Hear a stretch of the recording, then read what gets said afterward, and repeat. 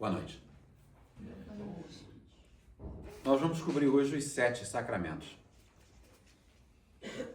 Antes de falar sobre os 7 sacramentos, é interessante entender, quando se fala dos 7 sacramentos, essa definição de sacramentos como um todo, ou assim, uma definição que passou a ser formal, veio a partir do século XVI, Concílio de Trento. Até então eles eram seguidos. Existia uma formalidade. Quando São Tomás de Aquino definiu a teologia da igreja, ele já começou a usar o termo 7 sacramentos.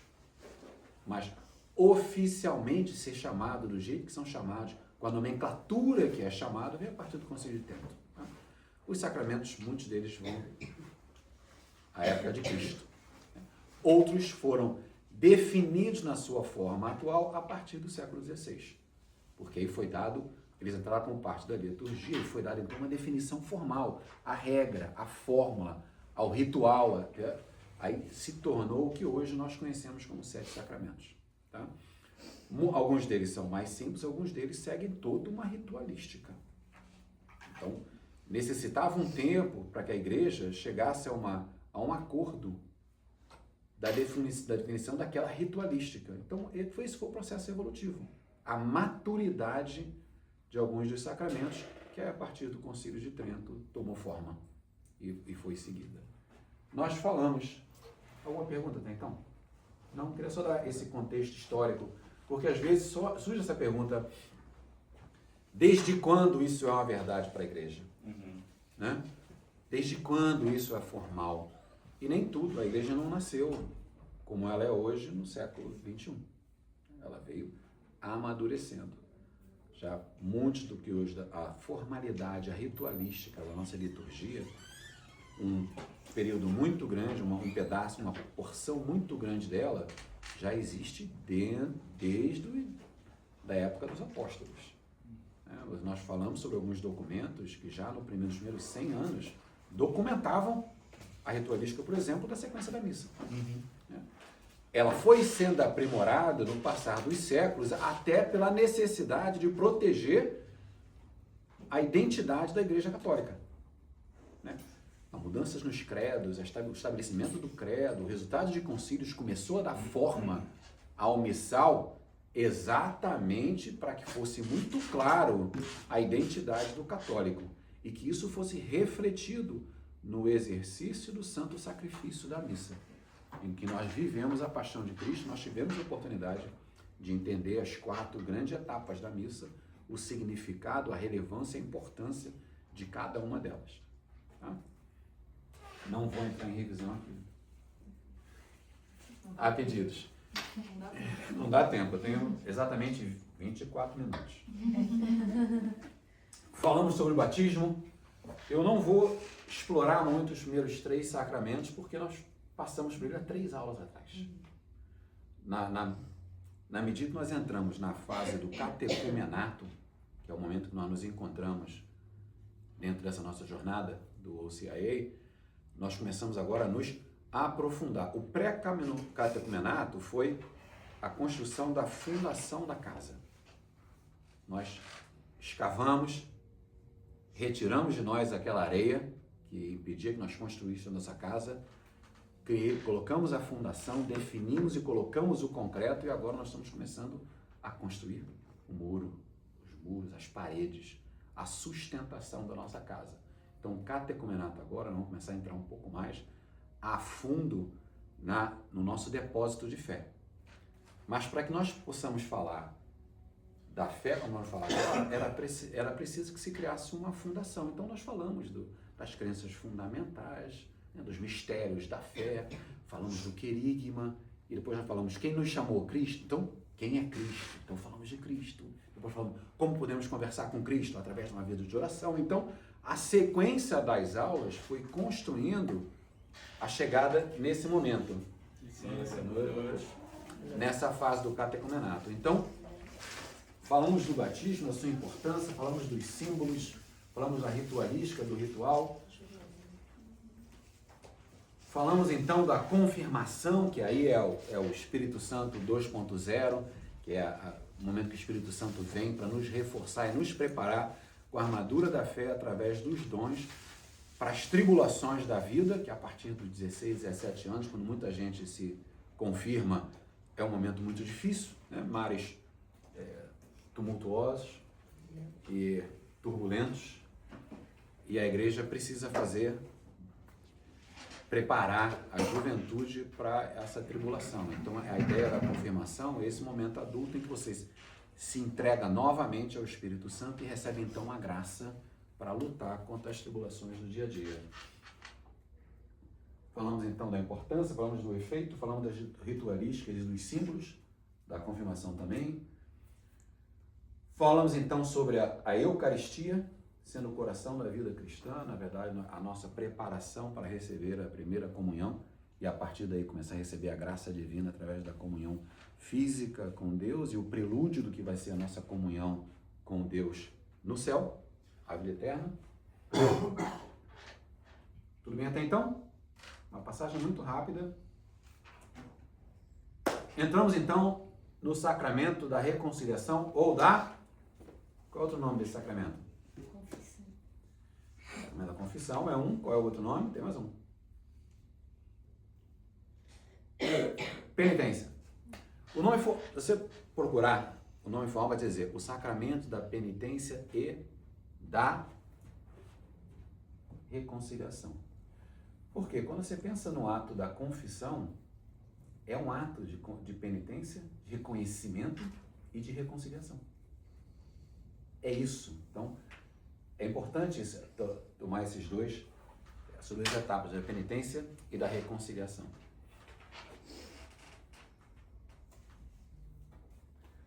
Permite experimentar a misericórdia de Deus e restaurar a relação com Ele. Nós falamos a questão do pecado, né? O pecado venial, ele fere a nossa relação com Deus. O pecado mortal, ele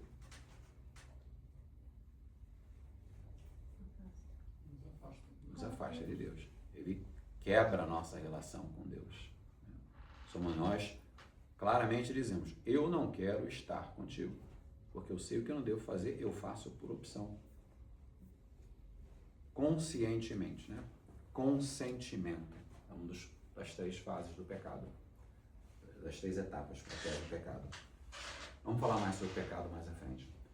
Os efeitos: oferece perdão dos pecados, restaura a relação com Deus e a igreja traz paz interior. Nós já falamos sobre essa questão, a verdadeira felicidade é o coração em Deus.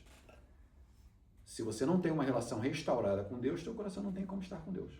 Então você não tem como estar na verdadeira felicidade. Então, o sacramento da penitência permite a você voltar ao caminho. Lembra aquela analogia que a gente fez da sua rota da salvação e você se desvia e o trabalho é para garantir que a gente não se desvie demais, fique dentro de uma variação aceitável, né? Somos humanos, então existe a expectativa que nós vamos errar. Para isso, Deus nos deu, Cristo nos deu o sacramento da penitência, que, de forma geral, é composto em 3 etapas. A primeira etapa, do reconhecimento, do arrependimento, que é da contrição.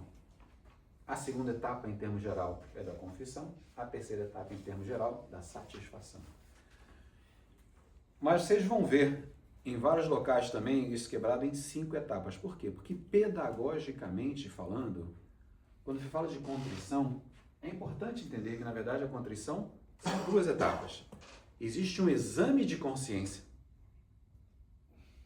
E aí, a partir do exame de consciência, você treina um arrependimento. Porque o exame de consciência te mostra aonde você errou. A razão para pedagogicamente se separar essas duas é para que a pessoa até tenha uma disciplina de entender. Eu não vou me confessar simplesmente, não estou aqui tempo, vou lá e vou me confessar. Não. A pessoa para e fala, eu preciso fazer um exame de consciência. Que seja rápido, que seja 30 segundos ou que seja 1 hora. Que use esse material com questionamentos para te ajudar no exame de consciência ou que você tenha a prática de fazer exames de consciência. Mas é importante que você pare e faça um exame de consciência. Como foi a sua vida de fé? Como foram as suas atitudes desde a sua última confissão? E a partir daí, ter um arrependimento real, que é a contrição. E aí você vai para a próxima parte da confissão, que na verdade também são duas. É a confissão em si e é a absolvição. São duas etapas. Então a confissão é o momento em que você conversa com Deus através do Padre, in persona de Christi. E a absolvição é o momento em que Cristo conversa contigo através do Padre, in persona de Christi. A partir daí o Padre vai te dar a absolvição, assumindo que o Padre te dê a absolvição, ele não é forçado a dar sempre, existem casos que ele não dá. Ele fala, não posso te absolver. E te informa por quê. E, então, em te absolvendo, ele te dá a penitência. E aí, ao cumprir a penitência, você satisfaz a necessidade que foi dada a você. Daí o nome satisfação para essa terceira fase. Perguntas? Em que caso que ele não pode satisfazer a culpa? Não pode falar assim, você está perdoado, faça essa... Reza o Pai Nosso aí. Tem alguns casos. Posso dar um exemplo? É o caso do Léo? Eu vim conversar quando eu soube que eu estava em pecado mortal por não estar no sacramento do matrimônio. O padre não me deu absolvição naquele momento. Ele me orientou o que eu deveria fazer, porque nem me confessando naquele momento eu poderia estar, porque eu estava em pecado mortal. Exatamente, aconteceu com a gente. Um exemplo. Quando você sabe que eu preciso de E tu uma coisa concorda? recorrente. E Se eu é conclavo. recorrente, não... Mas veja, não Mas aí é uma pecado relação mortal até você Você ter a consciência. A consciência. Eu não tinha consciência. Eu tinha o batismo, eu tinha a primeira Eucaristia. Para mim, eu ter realizado o matrimônio no civil estava valendo. E de repente eu tropecei num tal de quê? O que é isso? Pecado o quê?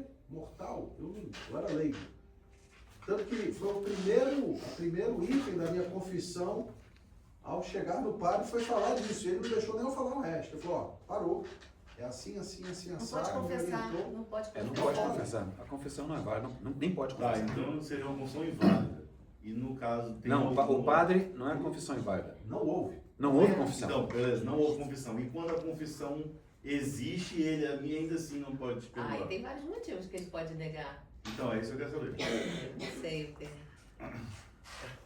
Porque a ideia dele foi boa. Olha só, mas de repente a pessoa está confessando e não está mostrando nenhum arrependimento Beleza. verdadeiro. Uhum. Entendeu? Ele identificou que não há arrependimento. Aí, o que normalmente pode acontecer? Eu acho que esse é um caso que... Lembra que a confissão, apesar de você estar conversando com Cristo através do Padre, é uma relação entre você e Deus. Uhum. Você pode estar mentindo para o Padre. Sim. O Padre não tem, tirando o Padre Pio da vida, o Padre não tem como saber. Alguém já viu o filme do Padre Pio? É claro. Todo isso. mundo viu? Ele Não? pensa assim, vocês estão Vejam, mentindo. vejam, Mas ele vejam. via. Tá, mas né? calma, vejam o filme do Padre Pio. Nós colocamos no grupo. É muito Tá? bom. Eu realmente aconselho que vejam o filme. E o padre pode, nesse momento, dizer, eu vou te absolver. É dizendo o padre. Porque é muito difícil ele dizer, eu estou sentindo que você não está arrependido. Ele não é psicólogo. A pessoa que está lá tem que ter entendimento. A pessoa que se está lá se confessando é porque tem que ter entendimento do que é o sacramento da penitência. Então não é o padre, deixa eu fazer uma catequese para você. Você tem consciência que você deveria ter feito, você tem que ter uma contrição verdadeira. O padre não está ali para catequizar. Entendeu? Então você tem casos que são muito claros. O padre não pode te absolver. Tá? Porque claramente você não está arrependido. E não está arrependido por quê? Porque você continua casado. Ele continuava casado, ele continuava vivendo maritalmente e ele estava ali se confessando. Então ele não pode dizer, não, mas veja bem, eu me arrependi. Não, é muito óbvio que você não está arrependido.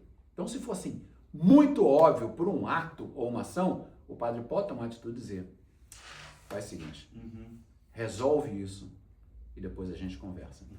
Vamos fazer uma confissão geral, uma sessão separada, quando não tiver fila, vem conversar comigo depois que resolver. Então o padre, nesse momento, ele vai aconselhar. Pode até fazer uma catequese, mas ele vai fazer uma direção espiritual, vai dizer, eu preciso que você resolva as seguintes coisas, antes que você possa realmente dizer que há contrição. Porque sem contrição, a confissão não é válida. Então, padre, eu te absolver não vai valer de nada. Entendeu? E é uma oportunidade para os padres, para os sacerdotes, ajudar no catecismo. É um momento em que o padre tem a oportunidade de ajudar alguém que talvez não tenha o conhecimento a ir pesquisar, a desenvolver o conhecimento, a melhorar. E nem sempre os padres têm essa oportunidade. Eles são ocupados, são tantas tarefas da igreja que eles nem sempre têm a oportunidade de fazer o que eles gostam de fazer, catequizar, evangelizar. Né? Um crime, por exemplo, se a pessoa for lá se confessar, eles podem denunciar? Não. Nada que foi falado no confessionário pode sair do confessionário. E eles não podem O padre sai de lá sem saber nada. A pessoa padre, o que é falado em confessionário, morre no confessionário. Se nós soubermos, nós temos que agir. Em confessionário, São resguardados por lei? pela lei da igreja. Já teve uma situação que a gente confessou com um padre, uma situação muito chata que aconteceu, e ele depois no final falou assim, olha, eu não posso tomar atitude nenhuma porque você está em confissão. Se você quiser levar isso adiante, você me procura fora do processo de confissão. E foi o que nós fizemos. Eu vou dar uma pesquisada. A posição da igreja é muito clara. Nada o que acontece dentro do confessionário pode ser trazido para fora do confessionário. Essa é a posição da igreja. Agora, eu não sei se todos os países permitem isso. Pode ser que um país diga. Não. Se você fizer isso, você vai contra a lei. Como você está operando dentro do país, você tem que seguir a lei do país. Então, Não sei. pode ser que tenha países que tem. Estou falando o seguinte, nem todo país é democrático, é Sim, livre. sim. Eu estou falando o seguinte, eu vou fazer uma pesquisada só para realmente ter uma visão mais geral do que o conceito teológico. Em questão de, por exemplo, você falou que morre no confessionário, mas coisas do passado, mas em uma intenção futura, por exemplo, eu vou matar o Eduardo, aí ele pode agir de certa maneira? O padre não existe. Dentro do confessionário, você está conversando com Cristo. O padre está em persona de Cristo. A mesma pessoa que recebe Cristo para poder fazer a transubstituição. Ali ele está em Cristo. Então, ele não pode sair dali como padre, como pessoa, e dizer, olha, o Fernando falou que vai matar. Porque não foi ele que recebeu a sua confissão. Então, por isso que o que acontece dentro do confessionário, fica dentro do confessionário. E é por isso que os padres precisam também estar constantemente rezando. Porque imagina a carga. Exato. E precisa se confessar Precisam se confessar, precisa rezar muito para retirar de dentro deles tudo que eles retirou de nós. Entendeu? Então a gente fala assim, rezemos pelos nossos padres, não é à toa, não. Eles precisam. A carga é grande. Se o inimigo das almas tem que tentar alguém, vamos ser nós, porque nós estamos aqui tentando, trabalhando para melhorar, mas vão ser os padres. Um padre muda a vida de centenas, milhares, milhões de pessoas. Imagina Frei Gilson. Né? Entendeu? Estão bem? Mais perguntas? Não? Unção dos enfermos. Famosa extrema unção. Mudou de nome por razões claras, porque, na verdade, ela não precisa ser dada quando a pessoa está em situação final. É uma unção para uma pessoa que está enferma. Qualquer tipo de enfermidade, Eduardo? Qualquer tipo de enfermidade. De necessidade, A gente, qualquer tipo de enfermidade, porque na verdade a unção dos enfermos traz a você a graça para que você receba paz espiritual e corporal. E uma cura espiritual e muitas vezes corporal, se assim o quiser nosso Deus. Então, a diferença é a seguinte, as pessoas têm um bom senso de saber que o padre tem uma série de responsabilidades que você não vai chamar porque você está resfriado. Assim, mas teoricamente você poderia. Teoricamente você pode dizer, né? Mas as pessoas não fazem. Geralmente antes de uma cirurgia, também é um chamado. Na situação, porque ele... Eu tenho uma dúvida sobre a unção dos enfermos. Pode uma pessoa não batizada receber a unção dos enfermos? Não. Parte da unção dos enfermos, muitas vezes, é até a própria comunhão.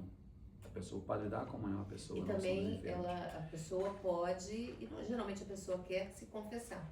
É. A pessoa se confessa, recebe o óleo. Sabe, o óleo recebe a E ela- forma, né, que ele Mas fala. se ela não for batizada, nada adianta. Não, ela não faz parte da vida sacramental. E tipo assim, meu filho, que ele é batizado, não fez a primeira Eucaristia, ele pode Não, fazer? mas aí pode. Aí pode. Pode. Porque você só tem direito a viver as graças sacramentais se você fizer parte da vida sacramental. E o primeiro sacramento é o batismo. Então eu confesso que eu cometi talvez um erro técnico, porque eu estou com um amigo meu, grande amigo meu, que está com uma filha hospitalizada, amanhã vai fazer um mês. E ela está à beira da morte, já desenganada, pelo que tudo indica, está com uma metástase de câncer, está sob coma induzido, uma série de coisas. E ele é católico, mas a esposa, a primeira esposa a qual ele foi casado, ela veio a óbito, né? Ele é viúvo dessa esposa, não tinha a mesma, ela era espírita. Então, os dois filhos deles não foram batizados na Igreja Católica, por opção da mãe, forçação de barra da mãe, segundo ele. Ele católico, a esposa não, na época. E o fato é, ele está com uma filha agora de 38 anos à beira da morte. Batiza ela na UTI. Batiza na UTI. Batiza. Batiza na Com UTI. água em nome do Pai, do Filho e do Espírito Santo. E qualquer um pode batizar. Qualquer um pode batizar. Naquela necessidade. Mas assim, se você quer saber o procedimento certo, É. traz um padre de O novo, padre foi. Batiza. Eu orientei ele a levar um padre, a fazer a unção dos mas o padre enfermos possivelmente dela. não tinha todas as Mas informações. depois disso é que veio a história dela não ser batizada. Aí eu fiquei em dúvida. Porque O padre já podia foi ter à UTI. batizado ela na hora. O padre já deu a unção dos enfermos nela, porque ela está assim, entre a vida e a morte. Isso foi agora, esse final de semana. Mas É seguir eu a palavra, fiquei né? sabendo que ela não é batizada. Seguindo a palavra, ele volta lá, a batiza E da outra e dá outra unção dos enfermos. Ok, eu vou Entendeu? orientar.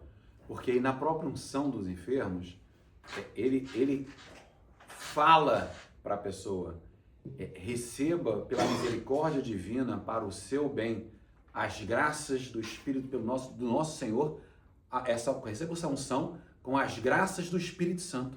Então ele passa o óleo, impõe a mão e fala a fórmula. Receba pela misericórdia divina essa unção pelas graças do Espírito Santo. Se uma pessoa nunca recebeu o Espírito Santo, Entendi. entendeu? Faz todo sentido. É, não tem essa- Eu confesso que eu não, vamos dizer, não dominava esse ponto. Tá. E eu fiz realmente uma orientação Não, errada. a sua intenção foi boa, porque realmente para que você entre realmente na questão de poder ter a graça, Uhum. Eu entendi. volta, batiza e dá a unção de Eu vou novo. sair daqui hoje Tá. já ligando para ele. Tá.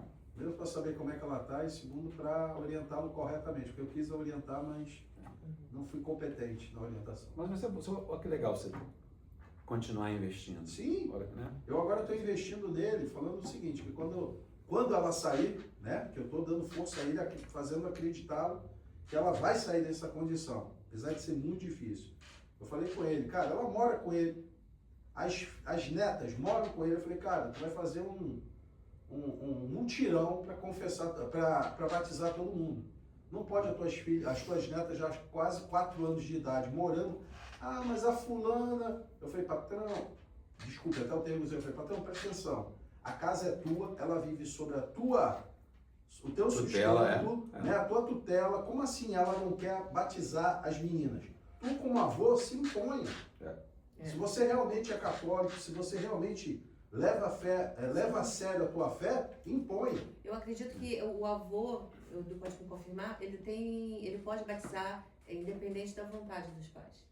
Não sei, eu Tem sei esse que eu tô poder. com Tem uma esse pilha poder. com ele, sabe? A razão da existência dos padrinhos de batismo é porque nem sempre os pais darão a educação católica aos filhos. Compreendendo isso, a igreja exige os padrinhos. Essa é a função dos padrinhos. Mas eles não foram assim, então não tem padrinho. Não, eu estou falando, dando um exemplo de Ah, quando há um Os problema pais com não os querem, pais, às vezes Na omissão não dos se- pais. na omissão A dos falta pais, dos pais. a função dos padrinhos é exatamente essa, garantir que a criança crescerá no seio da nossa igreja. Tá? Ok, obrigado. A unção dos enfermos também, não precisa ser só o padre ir até a pessoa. Vamos supor, você vai fazer uma cirurgia, se você vier encontrar com o padre. Existe necessidade da pessoa, da presença física. Sim. É um ato físico, não, Mas não dá para fazer por ele não telefone. precisa vir até, por exemplo, a Ser sua inverso, casa. Você o pode, inverso. pode ser o inverso. Você Pode pode ser ir inverso, até o... pode ser inverso, é. Porque existe realmente a ritualista física, existe a unção com óleo Sim. dos enfermos. Então, precisa da presença física. Eu já participei de uma situação dessa, a gente foi em 3 amigas rezar para uma amiga que ia fazer uma cirurgia, o padre chegou, ele chega para a fernália toda. É um livro, com óleo, com a hóstia, a gente faz uma oração, aí ele, você quer se confessar? Eu quero. Ele vai para um lugar mais recolhido na casa, tem a confissão, depois a gente faz uma oração, é bonito. Num caso, desculpe então, num caso como esse, que ela está em coma, Aí não Ela tem, tem ela não como vai ser- conseguir. ela tem como ser batizada estando Sim. em coma? Tem, Sim. tem. Sim, É igual o bebê. É igual bebê bebê. também. É. Ordem, serviço e liderança. Eu já tinha mencionado em outras aulas, mas vou mencionar de novo, né? Nós temos 3... Os 7 sacramentos são agrupados em 3 grupos. Alguém lembra quais são os 3? Vou dar o primeiro que é fácil, iniciação. Sacramentos da iniciação, os primeiros 3 que nós vimos. E os outros 2? A reconciliação. Os 2 que nós acabamos de passar, reconciliação e da unção. E a ordem? Não, só como é que eles são agrupados, como é que eles são chamados. Nós são os sacramentos da cura. E agora nós temos os sacramentos do serviço. Por quê? É o serviço a Deus. Na verdade, são 2 matrimônios. Porque o padre, quando ele recebe a ordem, ele está se casando com a igreja. Da mesma forma que o marido e a mulher, no seu casamento, estão se unindo a Deus. O padre ali, ele está simplesmente celebrando o evento. Mas o evento é entre o marido, a mulher e Deus. Alguns padres que usam aliança. Não é aliança. Não é É, um não é anel, aliança. mas É um anel. tem essas, tá, mas tem essa simbologia. Pode ser se o padre quiser, mas Casado com Cristo. é o casado com Cristo. O esposo é Jesus Cristo, é a igreja. Né? Na ordem. A ordem, na verdade, nós temos... Está escrito, não sei se está no material. Não sei se está no material, mas...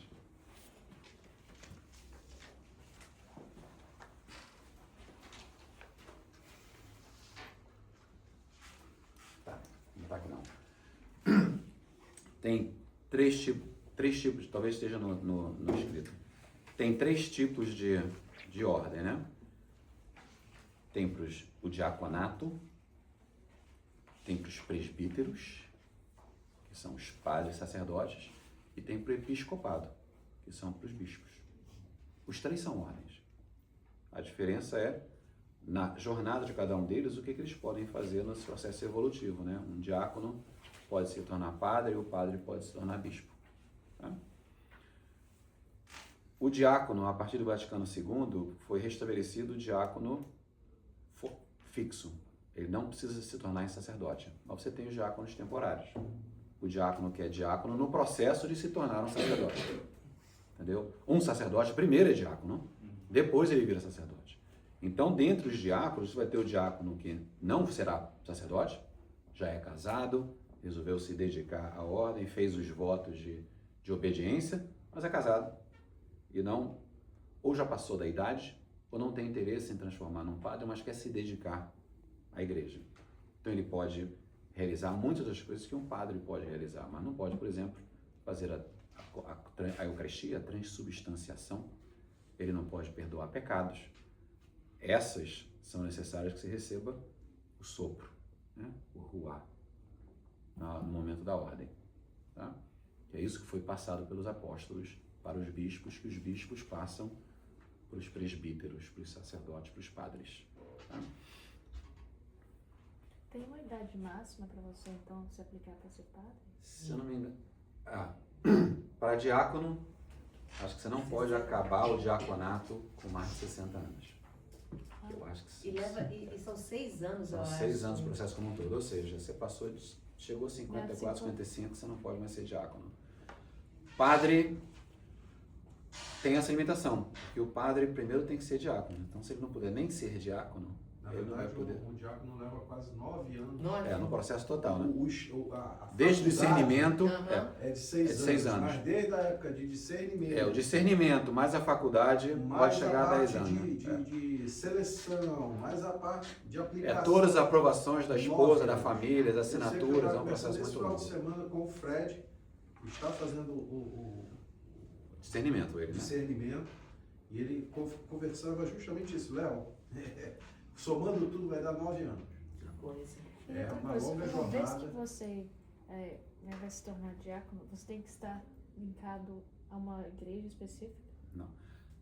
Vai depender de uma série de coisas. Você pode pertencer a uma ordem específica, que pode ser uma ordem missionária, então você vai ser diácono numa igreja, depois você vai ser enviado em missão para outra igreja.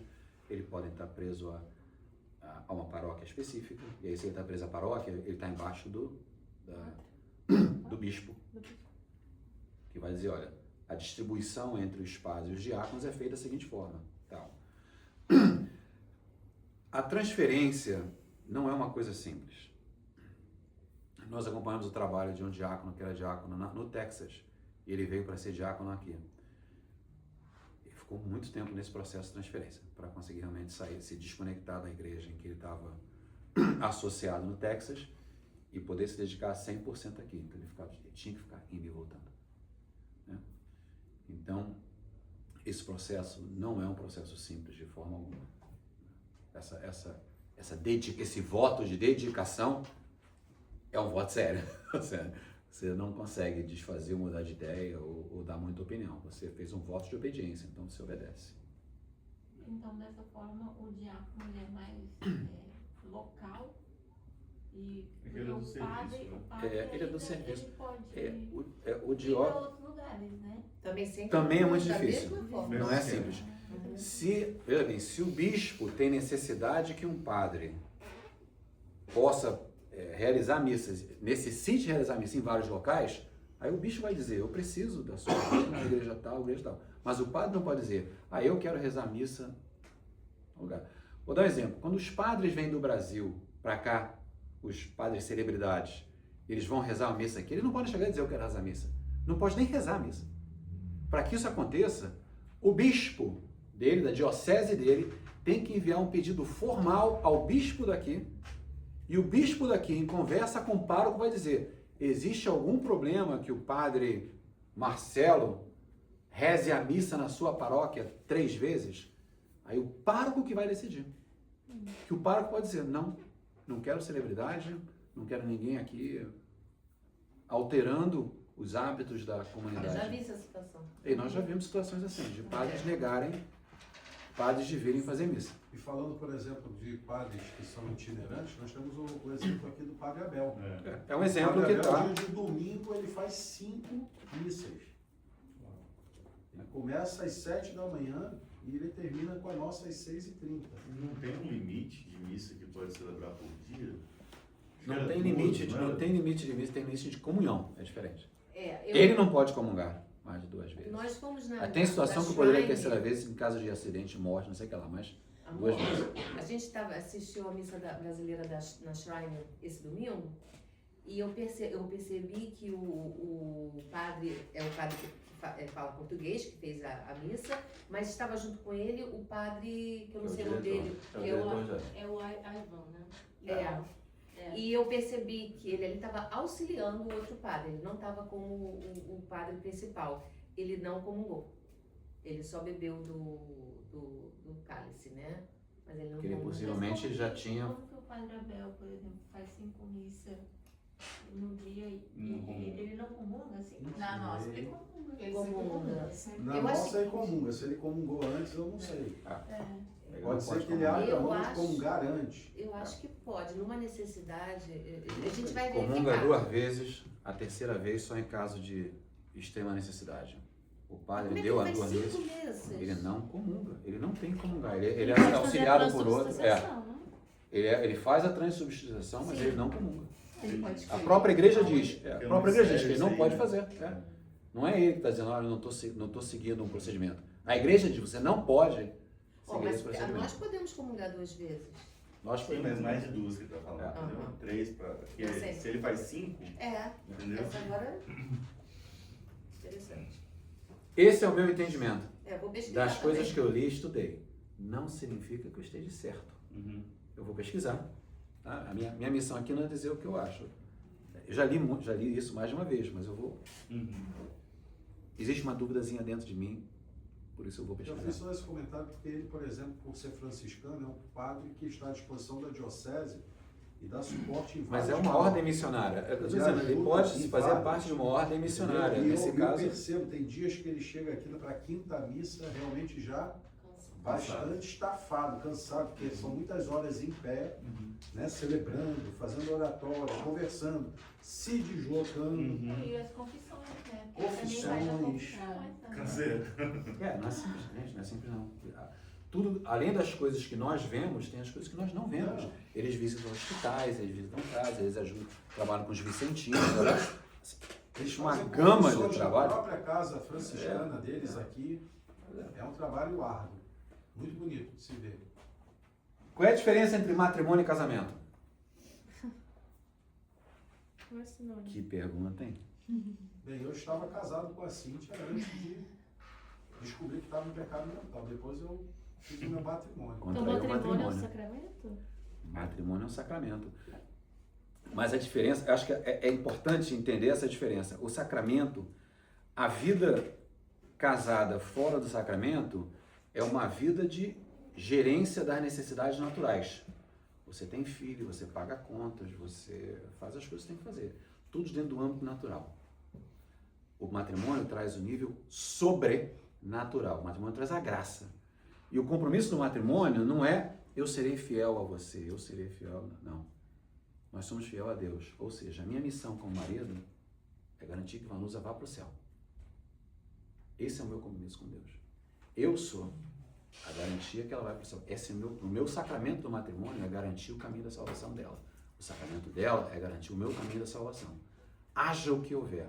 Por isso, da graça, da fé, da paciência, da compaixão. Por quê? Porque esses são bens que são alimentados pelo Espírito Santo no momento em que o natural diria não. No momento que o natural, quando cansadas as coisas a nível natural, ele age como por sobrevivência. Primeiro eu. No sacramento do matrimônio, primeiro ela. Cuidar dela é cuidar de Cristo. Eu já falei isso quando dei a palavra no casamento. Ela para mim é Cristo. Entendeu? Então, essa é a verdade do sacramento do matrimônio, que faz a diferença do casamento. Eu vi um depoimento do padre Paulo Ricardo, não sei se alguém viu, ele contando que recebeu uma confissão de uma pessoa da igreja dele, uma senhora, e essa senhora chegou, meu Deus, padre, meu marido vai para o inferno, eu estou desesperada, pobrezinho dele, ele vai para o inferno, mas o que houve? Ele me traiu, coitado do meu marido, ele vai para o inferno. E ele, você já viu? Ele ficou impressionado. Ela fez exatamente isso. Preocupado com ele. Preocupada com ele não pode ir para o inferno. Você não pode deixar ele fazer isso, padre, ele vai para o inferno. Ele está destruindo a alma dele. Essa aí. Isso é fé. Essa é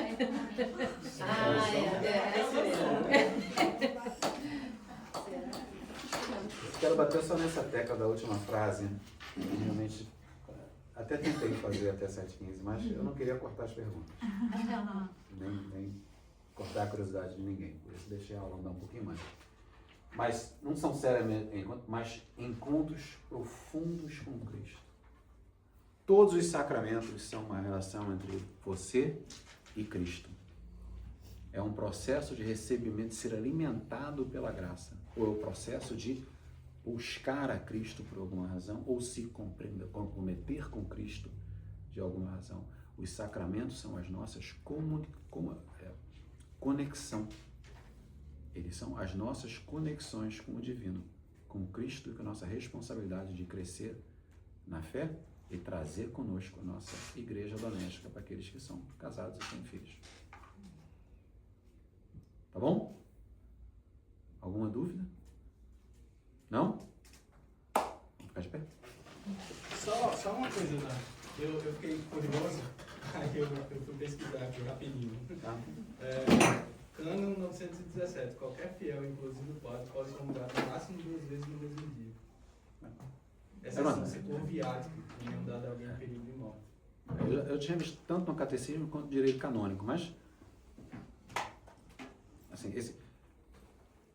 a igreja é um órgão dinâmico, né? A razão pela qual existem doutrinas e não somente dogmas é porque há discussões em aberto para o entendimento perfeito da revelação divina.